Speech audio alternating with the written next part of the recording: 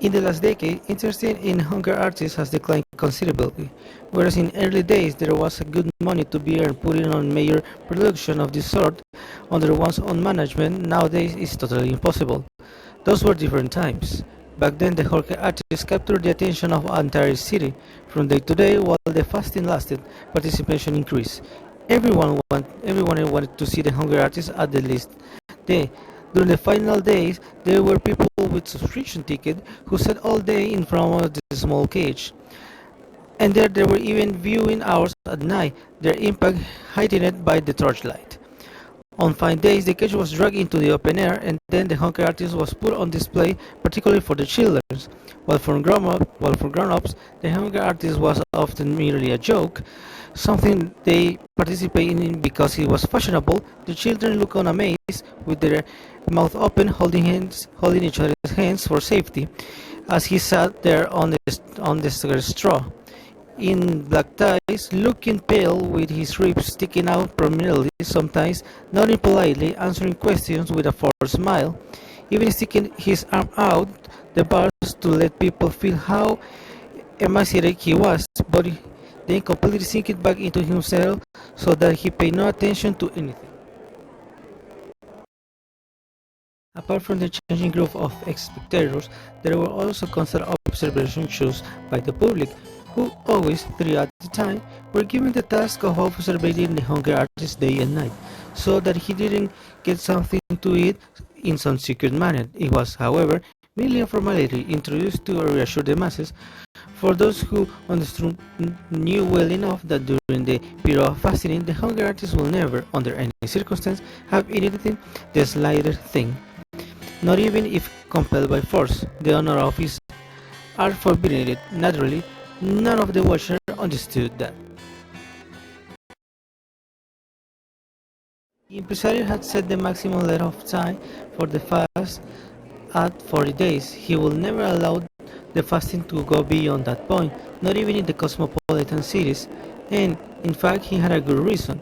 Experience had shown that for about 40 days one could increasingly whip out a city's interest by gradually increasing advertising, but that then people would turn away. One could demonstrate a significant decline in popularity. In this respect, there were of course small differences among different towns and different countries, but as a rule it was true that 40 days was the maximum length of time. So then, at the 40th day, the door cage was opened, an enthusiastic audience filled the amphitheater, and military band played, all to celebrate the hunger artist. A young lady arrived, happy about the fact that she was the one who had just been selected by a lot to help the hunger artist. Seeking to lead the hunger artist down a couple of steps out of the cage, where on a small table a carefully chosen hospital meal was laid out. And at this moment the hunger artist always fought back. Of course, he still freely laid his bone arms in the helpful outstretched hands of the ladies bending over him. And he looked up into the eyes of this woman, apparently so friendly, but in reality so cruel, and shook his successfully heavy head on his feeble neck. The impresario came, and in silence the music made talking impossible, raised his arms over the hunger artist as if inviting heaven to look upon its work here on the stroke. This unfortunate martyr, something the hunger artist certainly was, only in a complete different sense, then grabbed the hunger artist around his thin waist, in the process wanting with his exaggerated caution to make people believe that here he had to deal with something fragile, and handing him over, not without secretly shaking him a little so that the hunger artist's legs and upper body swam back and forth uncontrollably to the woman who had in the meantime turned as pale as death. At this point, the hunger artist endured everything.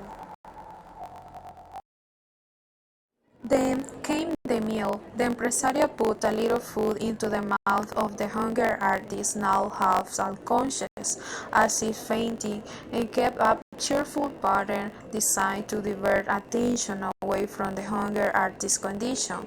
Then a toast was proposed to the public, which was supposedly whispered to the impresario by the hunger artist. The orchestra confirmed everything with a great fanfare. People dispersed, and no one had the right to be dissatisfied with the event. No one except the hunger artist. He was always the only one. He lived this way, taking small regular breaks for many years, apparently in the spotlight, honored by the world.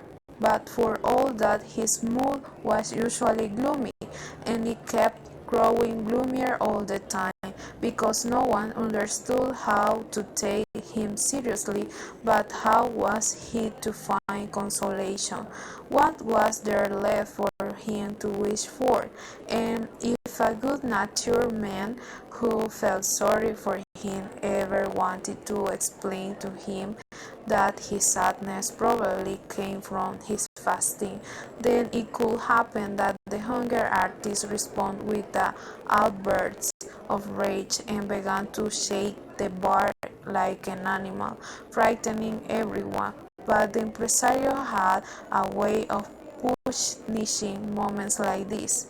Something he was happy to use. He would make an apology for the hunger artist to the assembled public, conceding that the irritability had been provoked only by his fasting, something quite intelligible to well-fed people and capable of excusing the behavior of the hunger artist without further explanation. What was the hunger artist to do now? Among whom thousands of people had Chiron couldn't display himself in show but at small fanfares. The hunger artist was not only too old to take up a different profession, but was fanatically devoted to fasting more than anything else.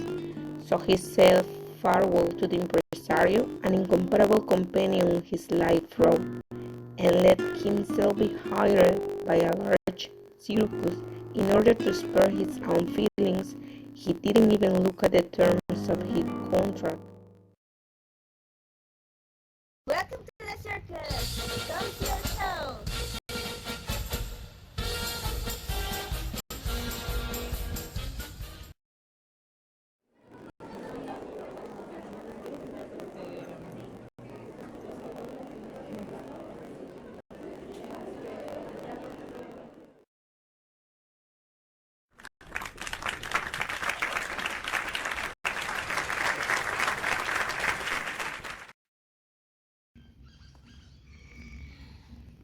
Are you still fasting? When are you finally going to stop? Forgive me. We do forgive you. I just want you to admire my fasting. Certainly.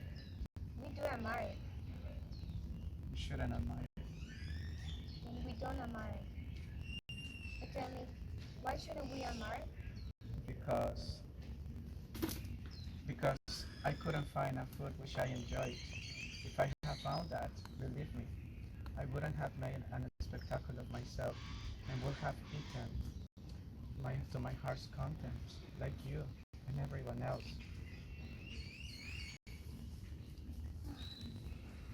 Alright, time is up now. Those were his last words, but in his feeling eyes there was the firm, if no longer proud conviction that he was continuing to fast. They buried the hunger artist along with the straw. But in his cage they put a young panther. Even for a person with the dullest mind, it was clearly refreshing to see this wild animal throwing itself around in this cage, which had been dreary for such a long